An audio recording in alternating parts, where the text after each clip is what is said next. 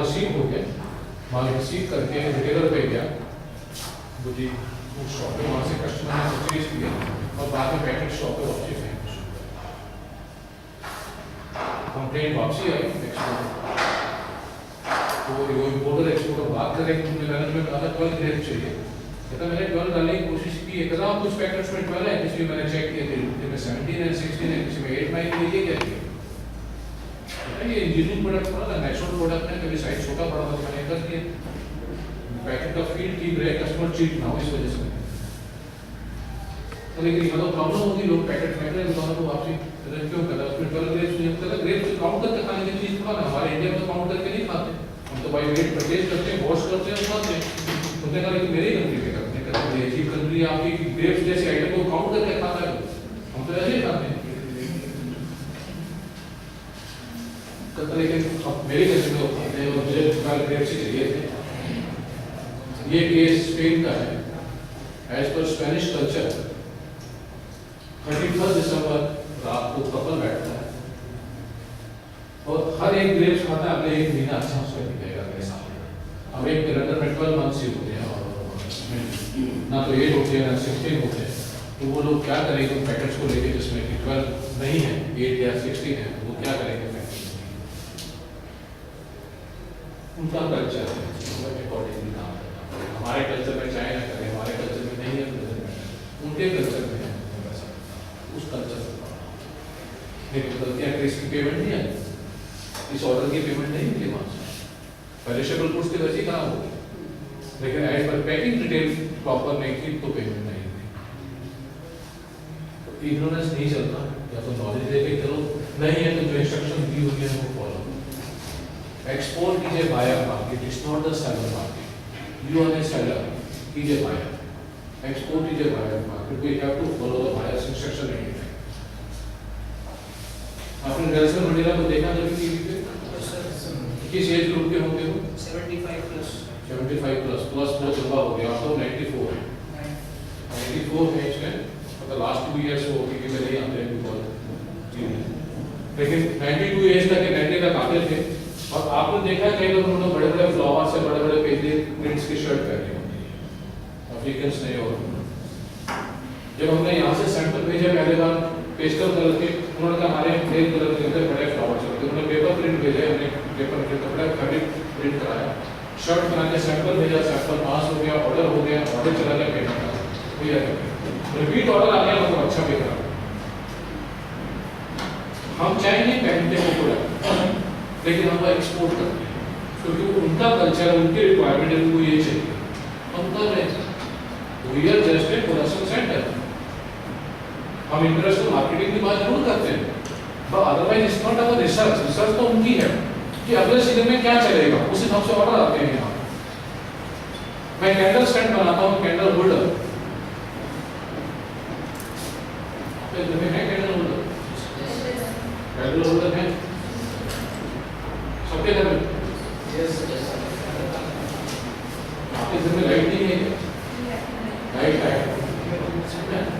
मेरे हिसाब से इन्वर्टर भी होगा आपके घर में,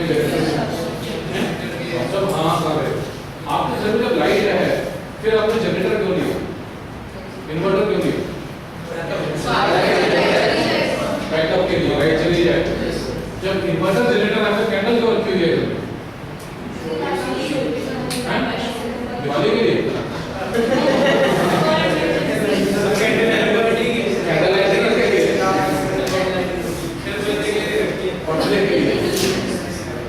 नहीं, हमारा कैंडल क्यों होता है? पर्दे वाले कैंडल ऐसे होते हैं। ये हमारा कल्चर है जिसमें हम डेवलप हुए हैं। हमें लाइट पे विश्वास नहीं, कब चली जाए तो इन्वर्टर लगाया, कितने घंटे लाइट गए कि इन्वर्टर भी बोल जाएगा 2-4 घंटे बाद, तो क्या करेंगे? फिर कैंडल पे आएंगे।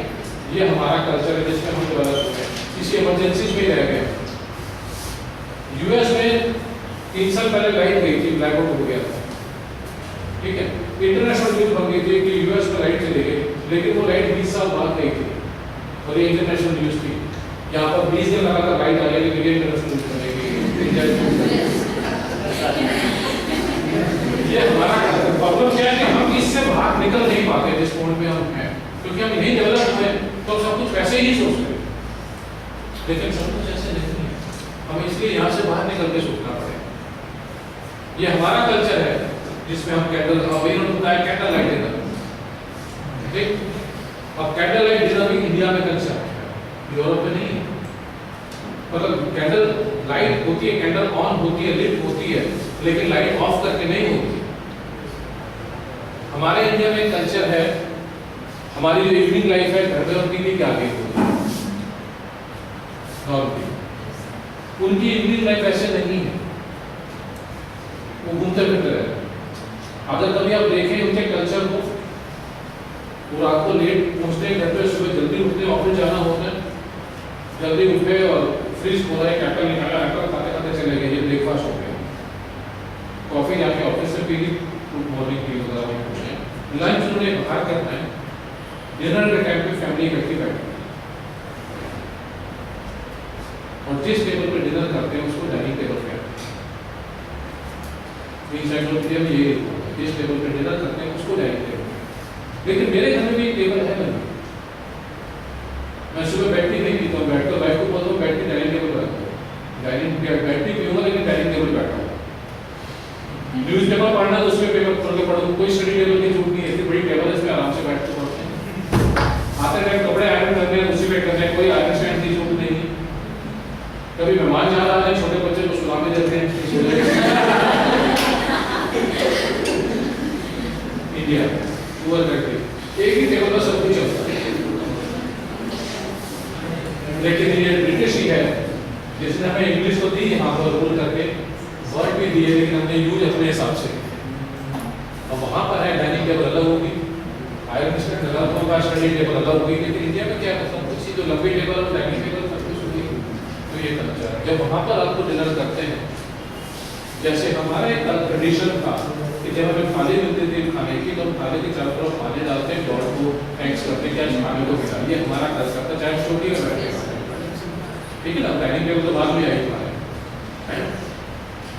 क्रिश्चियन रिलीजन के हिसाब से भी, आपने सोच सकते हैं आपसे कोई क्रिश्चियन हो, वो भी जीसस को थैंक्स करते हैं कैंडल लाइट ऑन करके। ये नहीं कि लाइट ऑफ करके करते हैं, ऐसा नहीं होता, लाइट भी रहती है और कैंडल वहाँ ऑन करते हैं ताकि जीसस को थैंक्स करते हैं कि आज हम सब फैमिली इकट्ठे बैठ के खाना खा रहे हैं, इसलिए उसको कैंडल से रखा जाता है और कैंडल ऑन किया। अब कैंडल होल्डर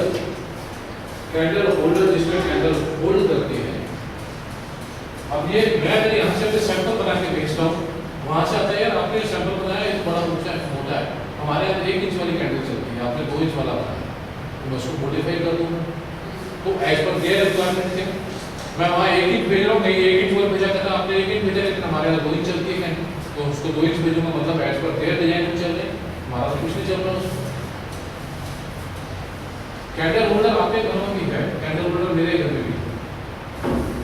हम कैंडल क्यों यूज करते हैं? इमरजेंसी के लिए, जैसे आपने कहा जब लाइट चली जाती है, अंधेरा हो जाता है, तो रोशनी चाहिए, कैंडल भूल जाते हैं कहीं से, ठीक, और टेबल के ऊपर रख के ग्लास रख के जला देते, ऑन हो जाती है लाइट।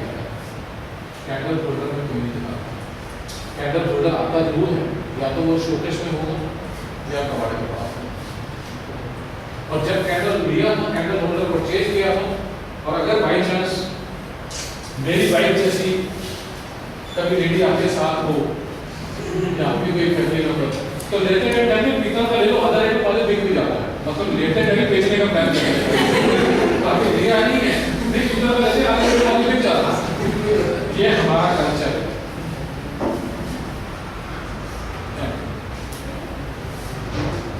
कैंडल होल्डर का हमारा यूज होता है, और जब लाइट आ जाती है, अंधेरे तो ढूंढ नहीं सकते, और जब लाइट आ जाएगी फिर जरूरत भी क्या उसको ढूंढने की, अब तो लाइट आएगी, अब कैंडल होल्डर कौन ढूंढेगा, कहाँ पड़ा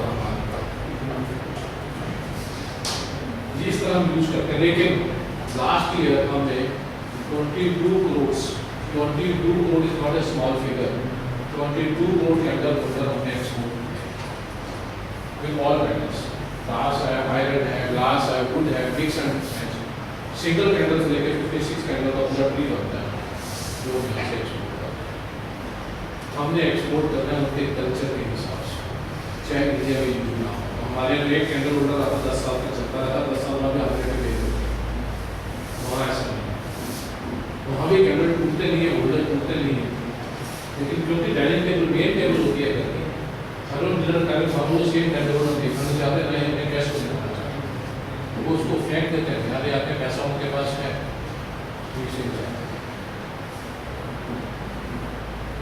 उनके कल्चर को सकते हैं। परचेजिंग पावर तो यूरोप की है, परचेजिंग पावर तो मिडल ईस्ट की है।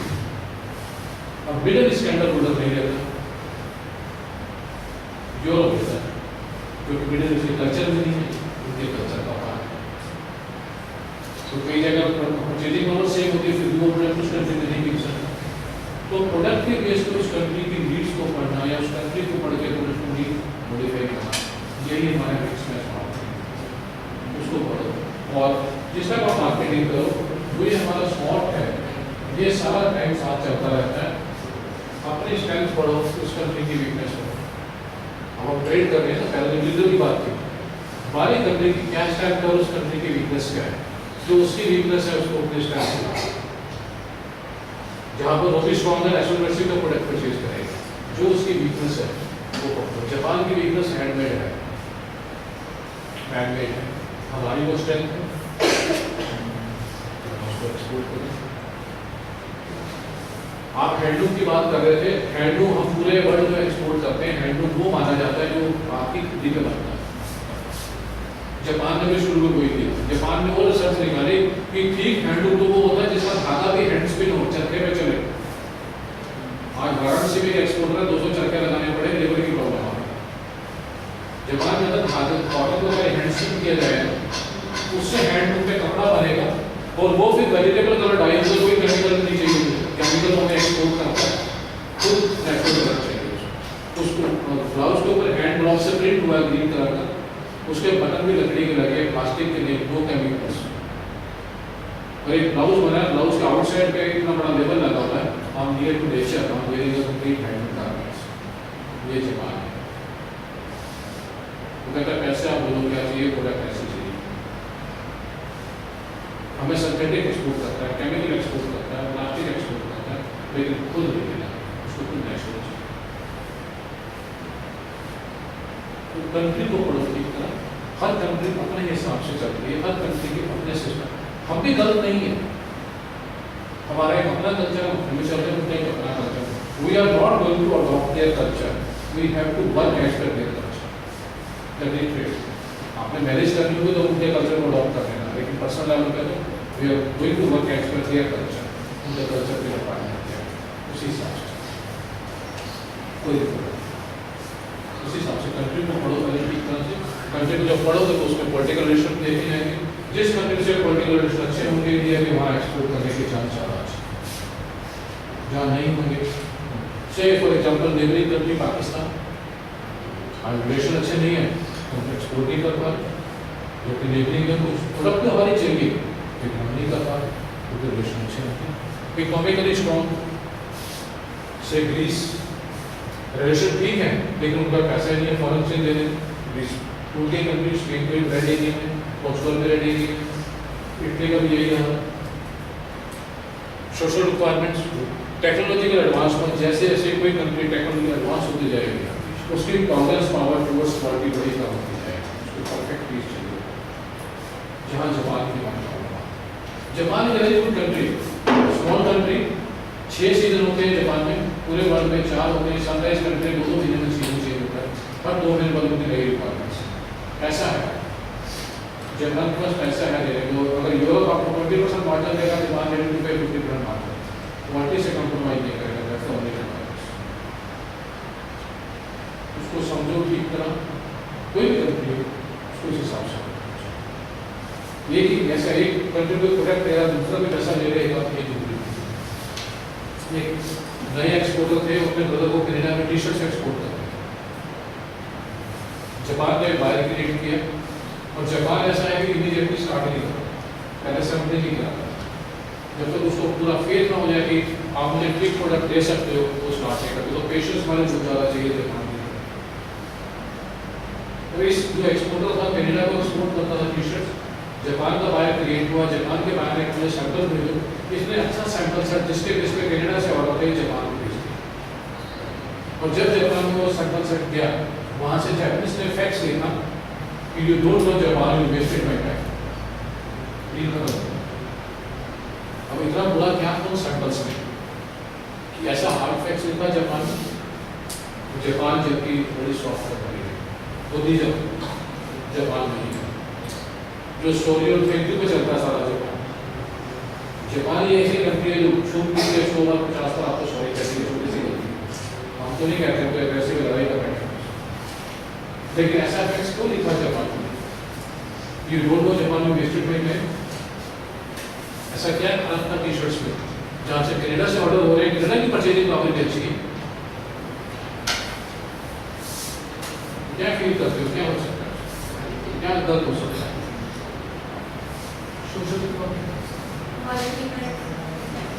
फैब्रिक लाइन के अंदर, कपड़े लाइन के अंदर कई बार कलर्स होते हैं, हर कंट्री कुछ कलर को पसंद करती है, कुछ कलर से हेट करती है। अगर उस कलर में सैंपल भेजें जिस कंट्री को पसंद ही नहीं करती, वो नेचुरल रिवाज है। अगर मैं ये trouser, gents trouser white colour बना के इनके भेज दूँ सैंपलिंग के लिए, कोई भी मॉडल पैंट पे ऐड नहीं चलेगा, क्योंकि ये वाइट कलर जेंट्स कलर ही नहीं है, ये वुमेंस कलर है ट्राउजर। मुझे पता होना चाहिए क्या करना है पहले से। ऐसे कई बार टी शर्ट्स के ऊपर कुछ प्रिंट होते हैं या कुछ वर्ड लिखे होते हैं, इससे दूसरे मीनिंग निकलते हैं।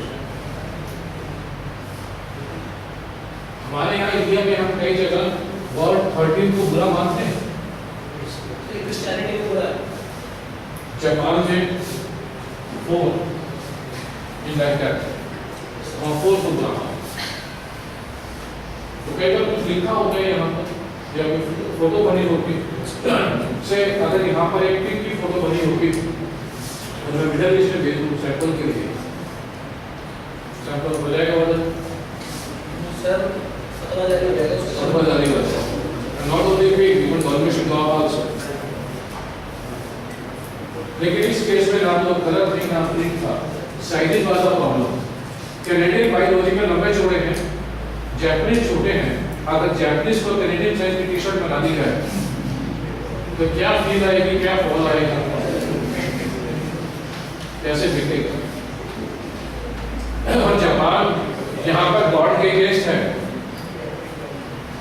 जापान, जापानीज कहते हैं गॉड ने हमें सब कुछ दिया, हाइट नहीं दी है। वो गॉड को भी ह्यूमिलेट मतलब कहते हैं इसमें ह्यूमिलेशन फील करना पड़ता है, हमारी हाइट छोटी है, गॉड ने हमें फेवर नहीं किया। और उस जगह पे आप उसको लॉन्ग साइज टी शर्ट भेज दो, मतलब उसको और इंसल्ट कर रहे हैं।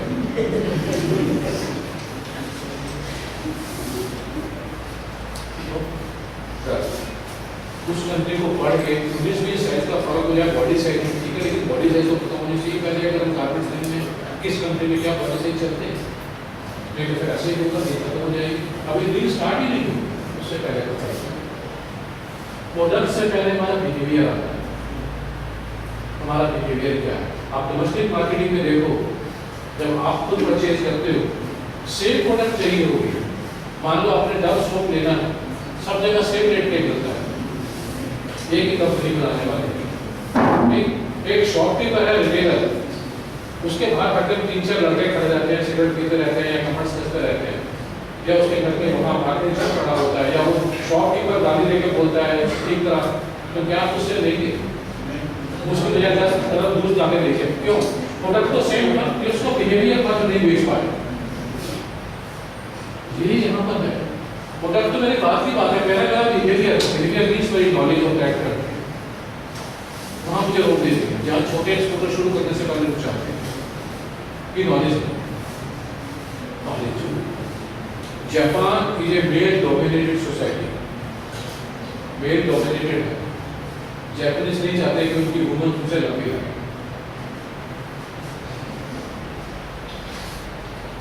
ये बुक में लिखा हुआ है, क्या मेरी गाइडेंस? मैं कहा था जो नहीं लिखा उसको पढ़ने क्या लगा। जापानीज नहीं चाहते कि उनकी वुमन उनसे लंबी रहे। एक केस था, यूएसए के एग्रीमेंट चल रहा था, यूएसए लड़की एग्रीमेंट साइन करने के लिए हमारा फिजिकली यहाँ था, जापान में आए और किसी जापानीज ने उसको अटेंड नहीं किया, वापस चले गए। मालूम पड़ा क्यों ऐसा क्यों हुआ? मालूम पड़ा उस हाइट लड़की की हाइट 5 फीट 11 इंच थी, उसने 3 इंच की हील पहनी हुई थी। कोई जापानीज ऐसा करके देखना चाहता वुमेन्स को, उन्होंने डॉक्यूमेंट साइन नहीं किया। लेकिन लकीली हमारी हाइट भी छोटी है तो हमने आपको पढ़ देखा। जापान में हाई हील फुटवेयर नहीं घुस सकता पिकअप का लेडीज का, क्योंकि उनकी उम्र लंबी लगेगी, वो उसको लेना नहीं।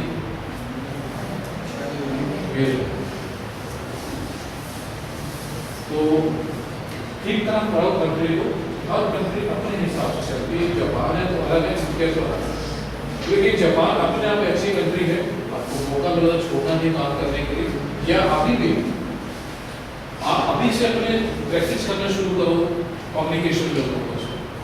जब तक आपकी एजुकेशन पूरी होगी ऑनर्स पर से शुरू करें आप कर सकते हैं। आप फेसबुक पे होते हो काफ़ी लोग, और वो सारे ही होते हैं, वो फेसबुक है या फेसबुक है मुझे ज़्यादा समझ नहीं है, लेकिन आप सब है, आप किसी को बिजनेस में कन्वर्ट करो।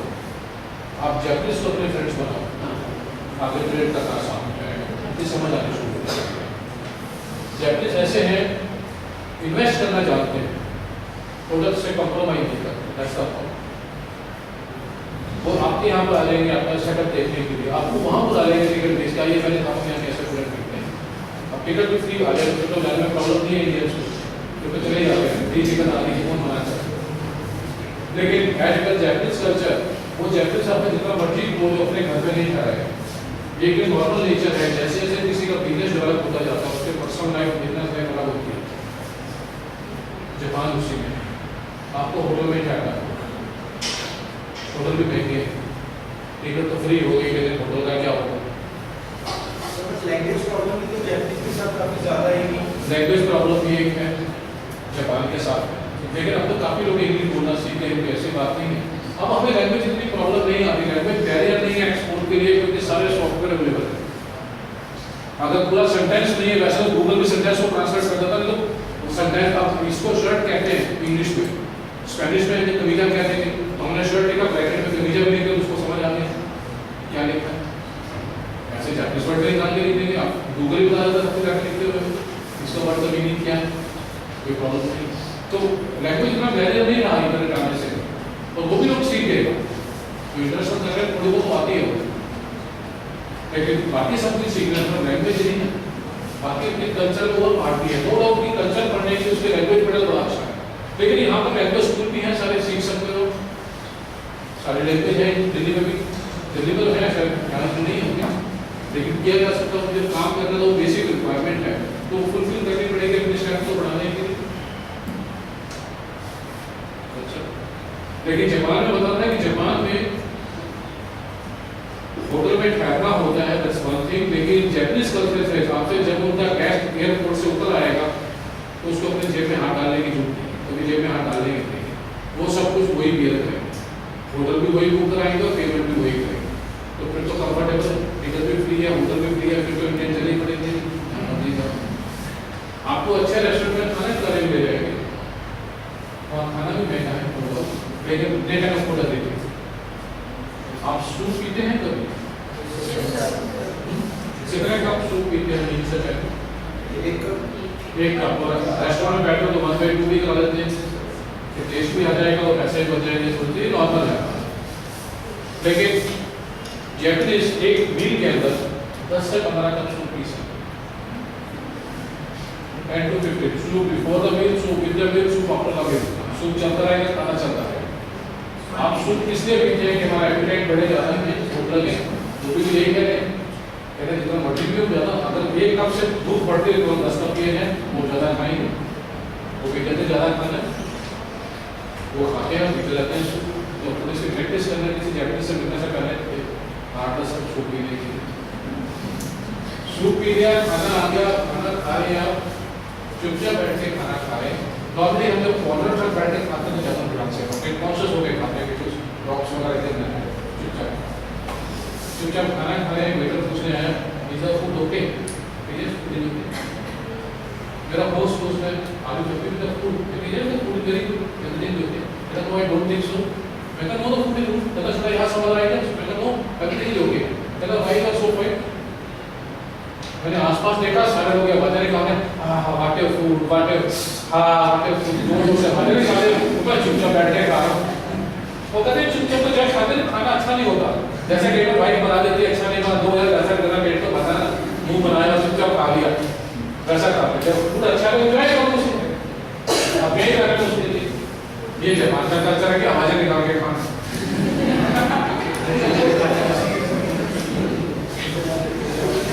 मील खत्म हुआ, बहुत आ गया, इसके अंदर ड्राइवर को स्लो कर रहा है, इधर तुलसी का पत्ता भी है, क्या करते हैं इसे? हाथ धोते हैं, लेकिन वहाँ तो हमने स्टिक से खाया, तो हाथ तो गंदे नहीं हुए थे, लेकिन हमें तो पता है इसमें हाथ धोते हैं, क्योंकि इंडिया में तो हाथ से रोटी खाते हैं, हमने हाथ धो दिए, वहाँ पीते हैं इसको। 300 रुपए की डिश थी वो, जिसमें हमने हाथ धो दिए। वो पीते हैं कि उन्होंने जो मसाले खाए हैं, लेमन वाटर, वार्म वाटर में लेमन सब भी खाए, तो उसमें इफेक्ट नहीं रहता बॉडी में, साइंस भी यही कहती है।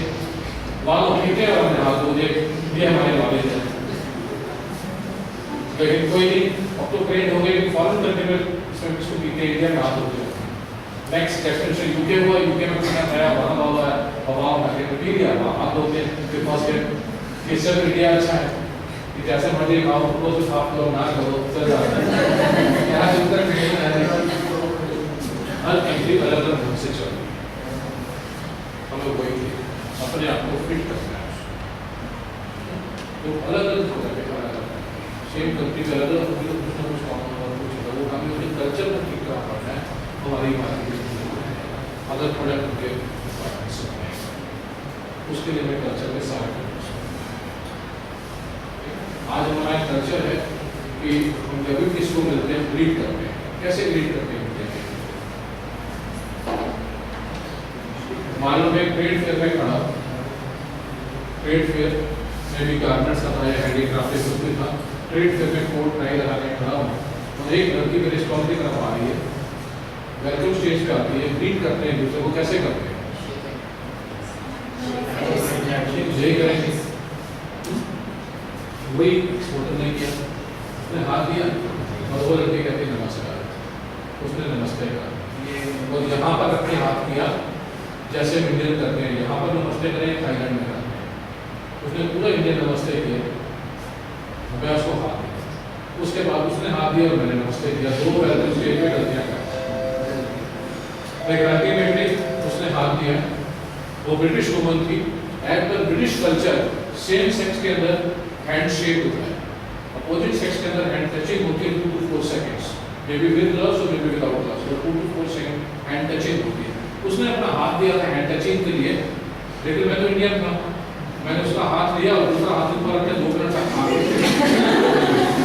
अरे तो फिर ठीक है, जब भी भाई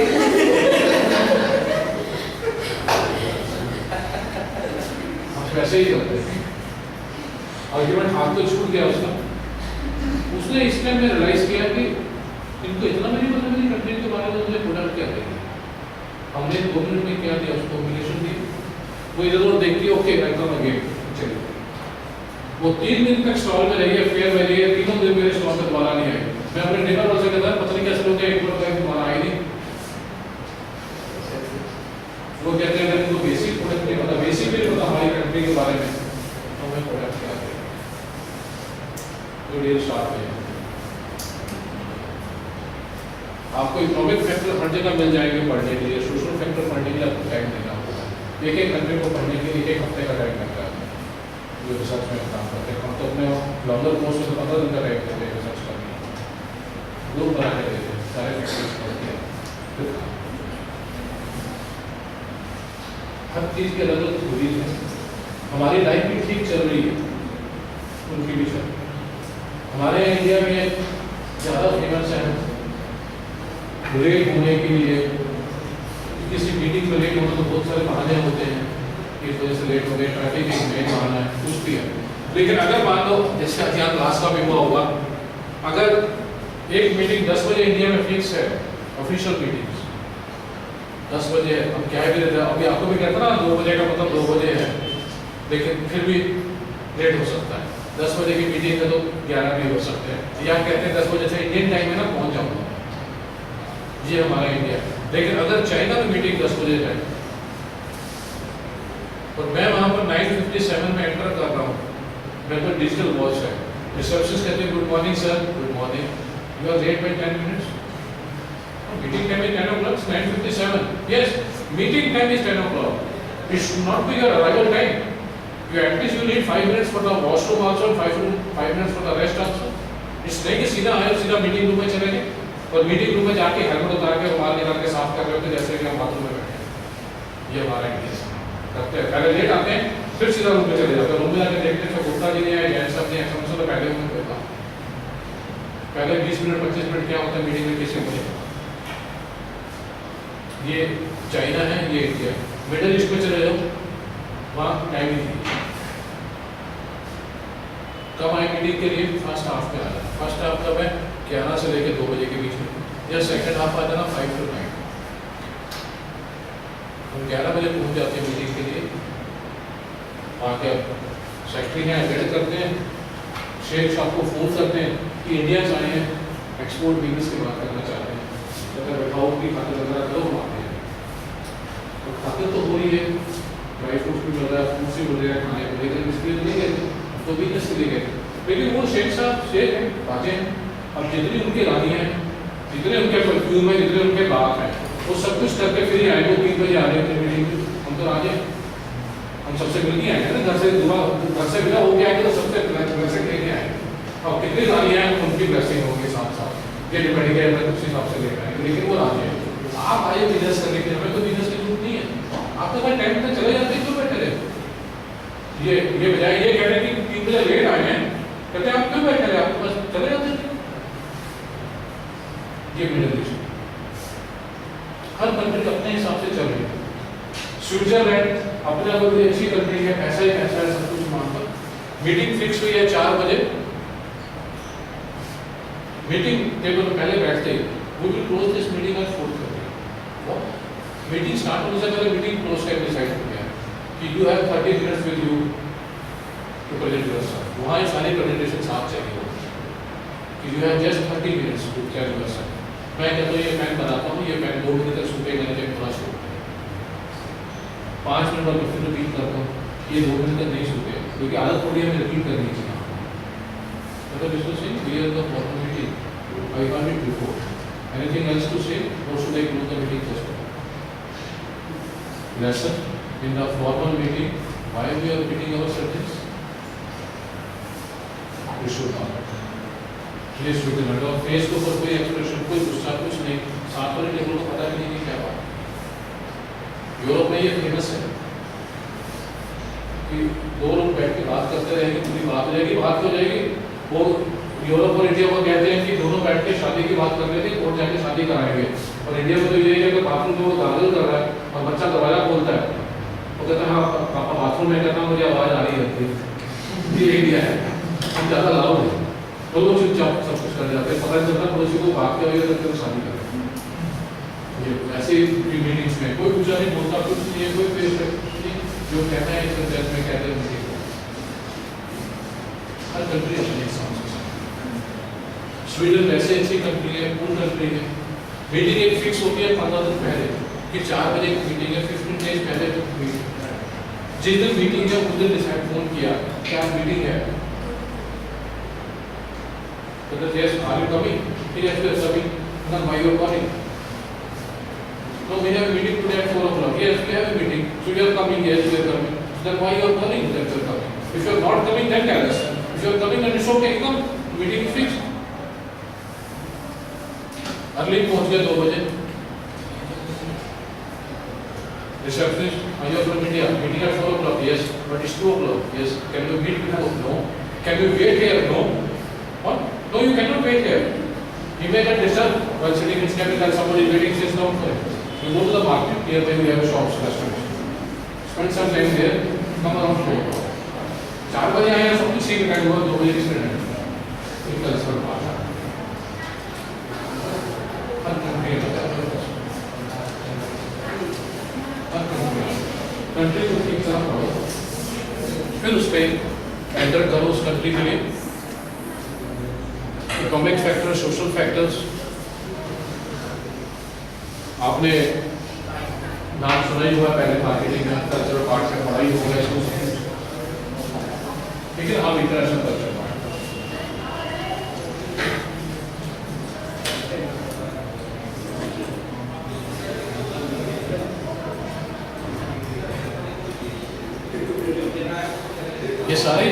फैक्टर्स, कमर्शियल फैक्टर्स होते हैं, सब उसी का पार्ट है।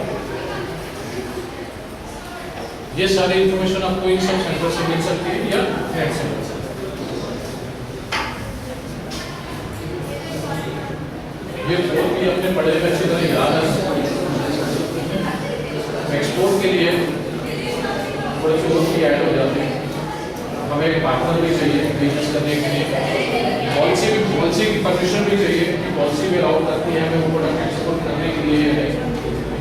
ठीक, एक्स्ट्रा क्वेश्चन चाहिए। Export across the table deal नहीं कभी हुआ अभी हो जाएगा। फैशन इम्प्रूव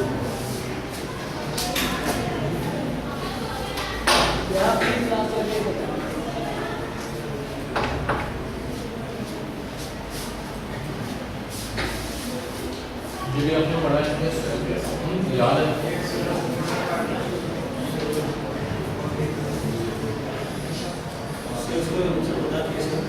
ये कुछ रेफरेंस है।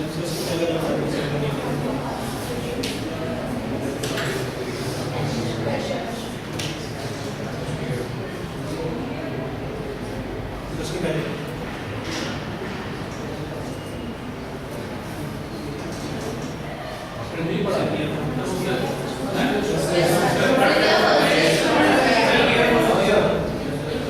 ये अगली क्लास में आ जाएगा। जब भी आपको कोई प्रोडक्ट बनाना है वो किस पर्पस के लिए बना, प्रोडक्ट किस पर्पस के लिए बना, कंजम्पशन के लिए या बेचने के लिए, कस्टमर सेटिस्फेक्शन के बेस पे तो नेचुरली उसका लेके मैं प्रोडक्ट बना रहा हूँ, बेचने के लिए बना रहा हूँ।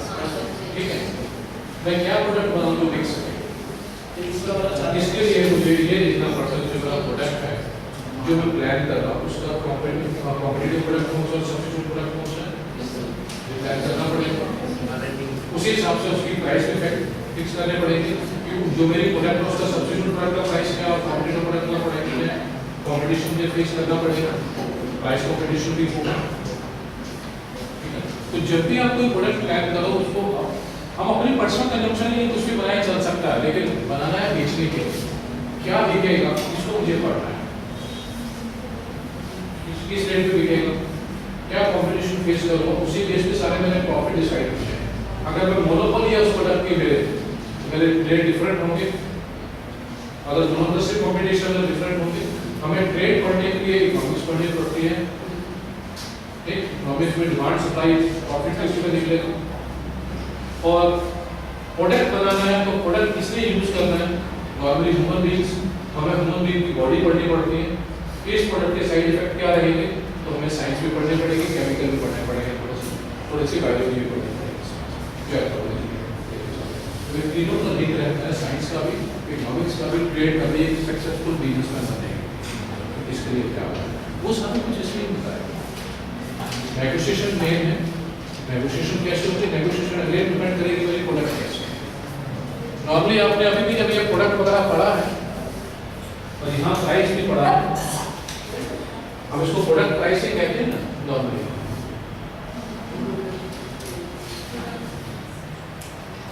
हम जब यहाँ पर वीकनेस पढ़ते हैं उस कंट्री की, दूसरी कंट्री की वीकनेस पढ़ रहे हैं, हम उस वीकनेस का उसको हल दे रहे हैं, हम प्रोडक्ट बना रहे हैं।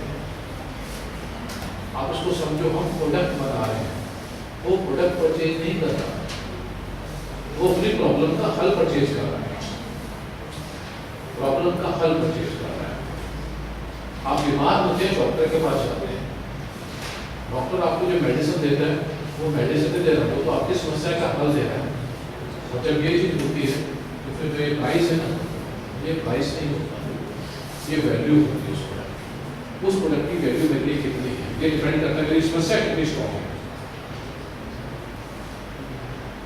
दूसरे की समस्या को पढ़ो, उसकी प्रॉब्लम को पढ़ो, उस प्रॉब्लम का सोल्यूशन दो उसको, ये आपकी प्रॉब्लम का ये सोल्यूशन है, इस सोल्यूशन के बदले में आपसे ये चार्ज करूंगा, डिपेंड करता है उसके सोल्यूशन कितना स्ट्रॉन्ग है उसके लिए, जो गेट दैट प्राइस। तो वैल्यू होता है नॉट द प्राइस, उसका बात की एक्सपोर्ट में वैसे ही बात की। इसलिए कई बार हम सिंगल प्रोडक्ट ना देके एक किट बना के दे देते हैं, बाइफरकेशन ना हो सके किसी प्रोडक्ट का, किसी जो कंपेयर ना करके मेरे प्रोडक्ट का प्राइस क्या है।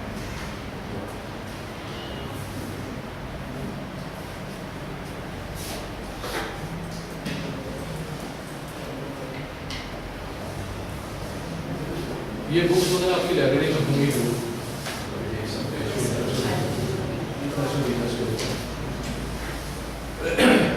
या एक फ्री के प्रोफेसर सब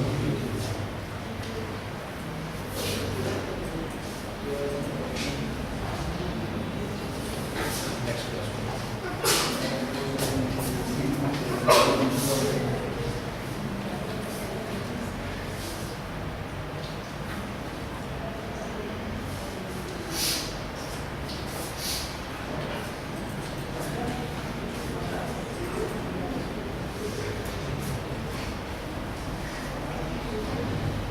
ये विजिबल है आपको?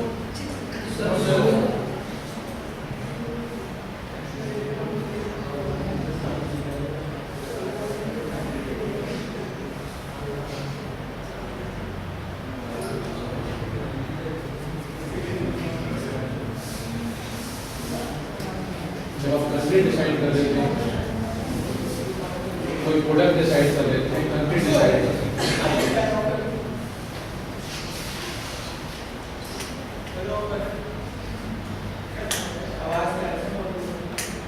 आ गया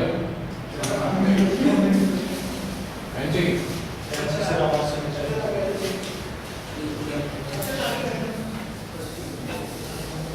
जब हम कंट्री कोई डिसाइड कर लेते हैं और प्रोडक्ट भी डिसाइड किया होता है कि किस कंट्री में जाना है, इंट्रोडक्शन लेटर लिखते हैं, कम्युनिकेशन वो मैं भी बाद में बताऊंगा जब कम्युनिकेशन हुआ।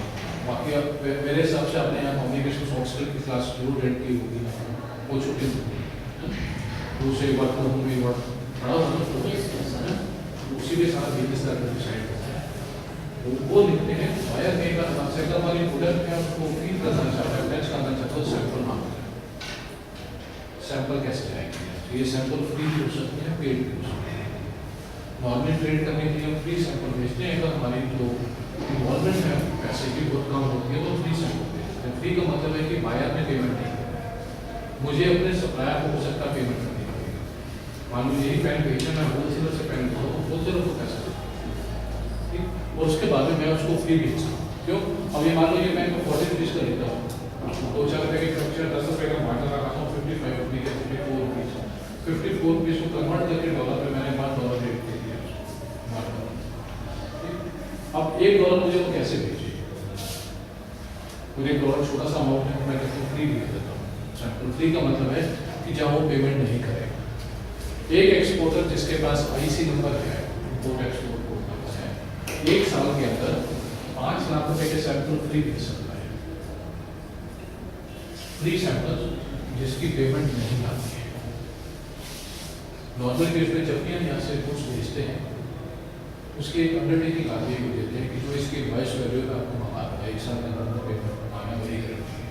लेकिन in case of free samples जो ट्रेड प्रमोशन सैंपल्स हैं, उसके केस में 5 लाख रुपए तक की लिमिट है हमारे पास, हम 5 लाख रुपए तक के सैंपल फ्री भेज सकते हैं, पूरे वर्ल्ड में नहीं, 1 साल के अंदर। उसको देने के लिए मुझे ये डॉक्यूमेंट प्रिपेयर करना पड़ता है, जिसको कोटेशन या प्रपोजल कहते हैं। ये एक स्टैंडर्डाइज्ड डॉक्यूमेंट है जिसके ऊपर हम उसको फिल करते हैं। इसमें मेरा नाम होगा, बायर का नाम होगा, क्या प्रोडक्ट है वो डिटेल उसमें दी जाती है जो हम उसको भेजते हैं। लेकिन इसको जो भेजने के लिए मैं इसकी 4 कॉपी बनाता हूँ, या तो फोटो कॉपी। एक्सपोर्ट के अंदर photo copy of documents are accepted. Condition है कि हर डॉक्यूमेंट के ऊपर मैनुअली साइन होंगे, तो साइन होंगे तो वो इंक साइन होंगे, पेंसिल से। एक्सपोर्ट के सारे डॉक्यूमेंट टाइप जाएंगे, टाइप होंगे, A4 साइज के होंगे, फोटो कॉपी एक्सेप्टेबल, लेकिन मैनुअली साइन होंगे सारे डॉक्यूमेंट। तो एक्सेप्टेबल है ना, माई कंट्री और अदर कंट्री। जब हम फोटो कॉपी को साइन कर देते तो वो चाहे फोटो कॉपी कराएं, चाहे 4 प्रिंट आउट निकालें, उसके प्रिंट आउट निकाल के अपने बैंक जाना होता है। जिस बैंक में हमने अकाउंट खोला है IC नंबर देने के लिए, उस बैंक में जाऊँगा तो वो बैंक मेरा 1 कॉपी अपने पास नाम देता है रिकॉर्ड के लिए, 3 कॉपी को ऊपर स्टैम्प करके मुझे वापस कर देगा। ठीक, वो 3 कॉपी में से 1 कॉपी मेरी फाइल कॉपी है अपने रिकॉर्ड की, और 2 कॉपी मुझे पूरे कंपनी को या पोस्ट ऑफिस को देनी होगी जब ये पैकेज जाएगा।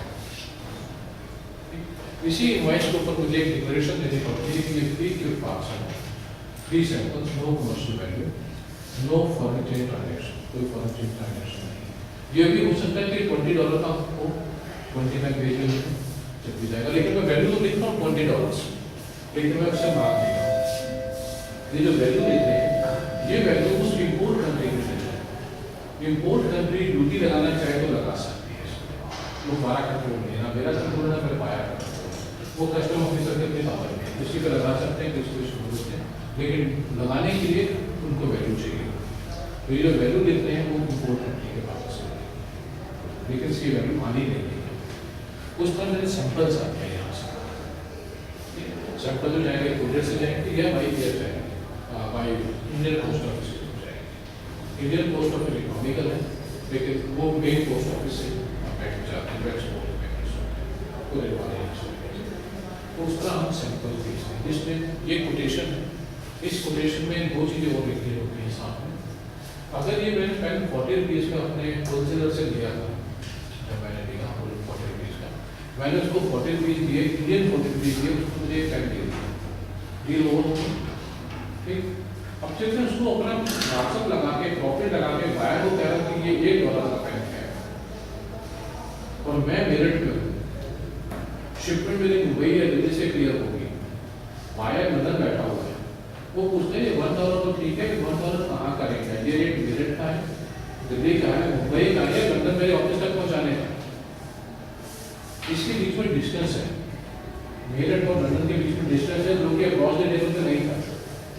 जब मैंने अपने सप्लायर से लिया तो मुझे कुछ नहीं पूछा, और ये डिस्टेंस है, डिस्टेंस को ऊपर एक कॉस्ट है, कौन सी कॉस्ट है? Freight cost. ये जो पेन यहाँ से वहाँ जाएगी बाई एयर या बाई सी, तो रास्ते के लिए ट्रांसपोर्ट और फ्रेट चार्ज करेंगे, रास्ते का इंश्योरेंस भी हुआ। उससे पहले गुड्स मेरी फैक्ट्री से मेरठ में, जब मेरा ऑफिस है मेरठ से लेके बॉम्बे तक जा रही है, रास्ते का भी खर्चा होगा, मुझे डॉक्यूमेंट्स बनाने हैं, गवर्नमेंट की फीस दे रही है, एक्सपोर्ट के ऊपर ड्यूटी नहीं है, गवर्नमेंट चार्जेस, एयरपोर्ट चार्जेज हैं, डॉक्यूमेंट प्रोसेस चार्जेज, जो normally 1000 to 1500 rupees per consignment हो जाते हैं, वो चार्जेस को पे करें। जब गुड्स मूव करेंगी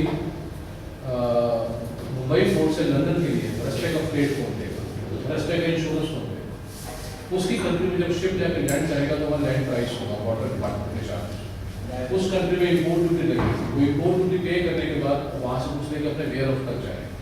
ये सारी कॉस्ट और रिस्पॉन्सिबिलिटीज है, ये कौन पे करेगा? $1 का मतलब क्या है, $1 कहाँ करेंगे, हमें ये बताना अपनी कोटेशन में कि $1 कहाँ करेंगे, ठीक। ऐसे फिर सेकंड आएगा कि पेमेंट कैसे होगी, पेमेंट एडवांस होगी या बाद में होगी।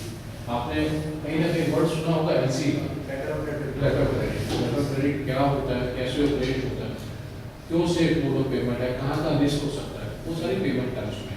तो जो हमारी डिलीवरी टर्म्स है, जिसको हम इंटरनेशनल कमर्शियल टर्म्स कह के चलते हैं, और जो पेमेंट टर्म्स हैं, ये दोनों ही इंटरनेशनल चैम्बर ऑफ कॉमर्स से डिसाइड की। इंटरनेशनल चैम्बर ऑफ कॉमर्स के 157 कंट्री मेंबर है, इंडिया उसका फाउंडर मेंबर, तो वही फॉलो करता है जो इंटरनेशनल चैम्बर ऑफ कॉमर्स है, ठीक। तो अभी हम पहले डिलीवरी टर्म बताता हूँ आपको, फिर पेमेंट टर्म्स से बात करें। नेक्स्ट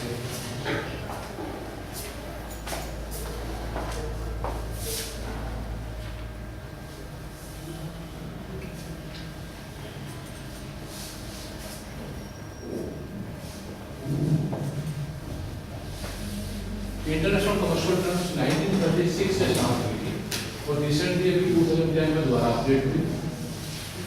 ये टोटल 11 टर्मिनोलॉजी है इसमें जो हम यूज करते हैं।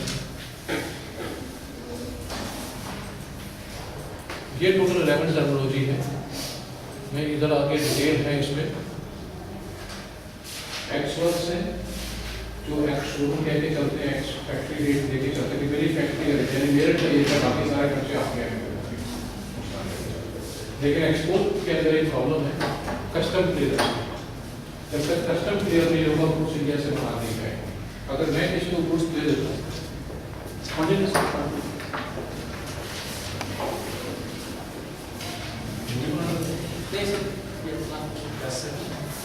So first is the X works, X factory, X showroom is the same.